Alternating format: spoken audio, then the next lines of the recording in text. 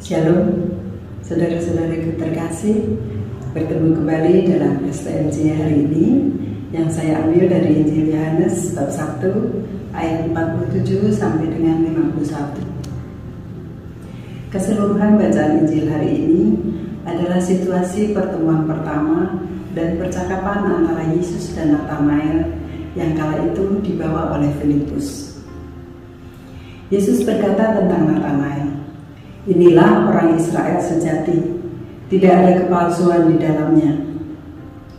Yesus berkata demikian karena di ayat sebelumnya Nathanael berkata kepada Filipus, "Mungkinkah sesuatu yang baik datang dari Nazaret?"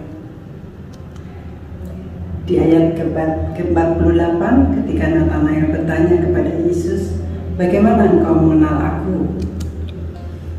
Dari percakapan Yesus dan Nathanael jelas bahwa Yesus telah mengenal Nathanael sebelum Nathanael mengenal Yesus. Karena kemudian Yesus menjawab, "Sebelum Filipus memanggil engkau, aku telah melihat engkau di bawah pohon ara." Saya terkesan dengan ayat ke-48 ini tentang bagaimana Yesus mengenal kita. Saya akan menshare-kan bagaimana Yesus mengenal saya sebelum saya mengenal Yesus. Saudara-saudari terkasih, saya dibesarkan oleh orang tua Kristen Protestan yang sangat taat beribadah, terutama ibu saya.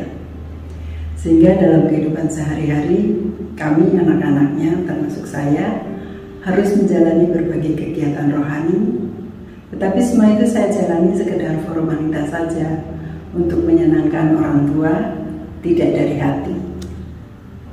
Sampai suatu saat saya menikah, saya harus pindah ke kota yang sekarang saya berada, yang notabene kota kecil dibanding kota kelahiran saya. Dalam hati saya pernah mengatakan, apa yang bisa saya lakukan di kota kecil ini? Saudaraku, ternyata Tuhan punya rencana untuk saya.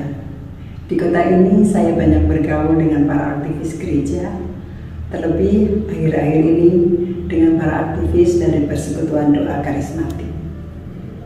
Beruntung saya dilahirkan dalam keluarga yang terbuka, selalu dapat mengungkapkan apapun dengan jujur satu sama lain, sehingga saya terbiasa menerima kritikan maupun masukan yang positif. Saya yang dulu apatis, tidak dapat melihat peluang apapun di kota ini, merasa tidak bisa apa-apa, tetapi tangan Tuhan bekerja sedemikian rupa dalam diri saya lewat para aktivis tersebut.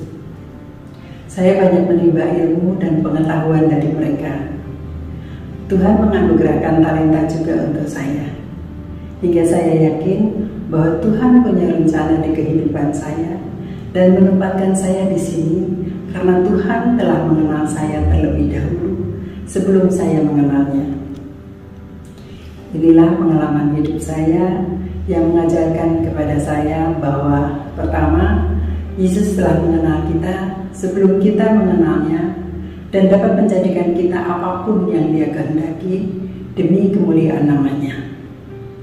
Dan yang kedua, jangan pernah kita underestimate dalam hal apapun atau kepada siapapun sebelum kita mengetahui dan mengenalnya. Yesus menghendaki agar saya tidak hidup dalam kepura-puraan dan kemunafikan, tetapi harus tetap jujur apa adanya dalam bersikap, tetap menjadi diri saya sendiri, dan terus membuka diri kepada kehendak Allah, hingga kelak saya akan mendengar Yesus bersabda dalam ayat yang ke-50, yaitu, "Engkau akan melihat hal-hal yang lebih besar daripada itu." Saudara-saudari terkasih, semoga pengalaman saya ini lebih menguatkan kita ketika apa yang harus kita jalani tidak sesuai dengan apa yang kita harapkan. Karena dalam setiap perjalanan hidup kita, ada Tuhan Yesus yang mengenal kita lebih daripada kita mengenal Dia. Semoga demikian. Berkat dalam